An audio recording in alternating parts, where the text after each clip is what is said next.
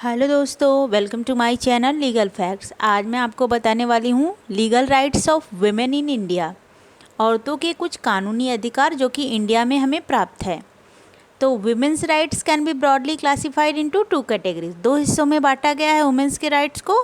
पहला है constitutional rights और दूसरा है legal rights. Constitutional rights guaranteed by the constitution होता है। एग्जाम्पल के तौर पे देखें तो right to equality, article 14 to 18। इसमें ये बोला गया है कि सबको समान अधिकार प्राप्त होना चाहिए अगर वो इंडिया का नागरिक है तो। दूसरी बात करें तो लीगल राइट्स। लीगल राइट्स का मतलब होता है हमारे कानूनी अधिकार। मतलब अगर हमें कुछ प्रॉब्लम होता है तो हम पुलिस या कोर्ट की मदद ले सकते हैं। तो लीगल राइट्स में पहला आता है domestic violence act. Domestic violence act 2005 में आया हुआ था। इसमें ये बोला गया है कि अगर आपको कोई फिजिकल, मेंटल, इमोशनली टॉर्चर करता है तो आप इस एक्ट के थ्रू कंप्लेन या फिर सिविल कोर्ट में केस कर सकते हैं। दूसरा आता है आपका डाउरी प्रोविज़न एक्ट। ये एक्ट जो है 1961 में आया था।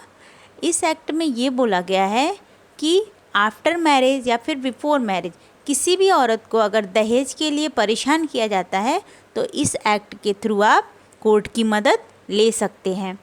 तीसरा आता है pre conception and pre Nuttall diagnosis technique act. ये एक्ट आया था 1994 में। इस एक्ट में ये बोला गया था कि इंडिया में पहले चाइल्ड बर्थ होने से पहले टेस्ट कराया जाता था कि गर्ल्स चाइल्ड है या बॉयज़ चाइल्ड है। अगर गर्ल चाइल्ड होता था तो उसको अबॉर्ट करा दिया जाता था। तो उसको रोकने के लिए इस एक्ट को आया गया।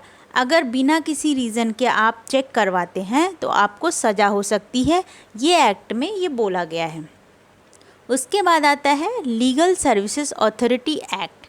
ये एक्ट आया था 1987 में। इसका मेन ऑब्जेक्ट क्या था? ये weaker section of the society को प्रोवाइड करता था फ्री लीगल सर्विसेज।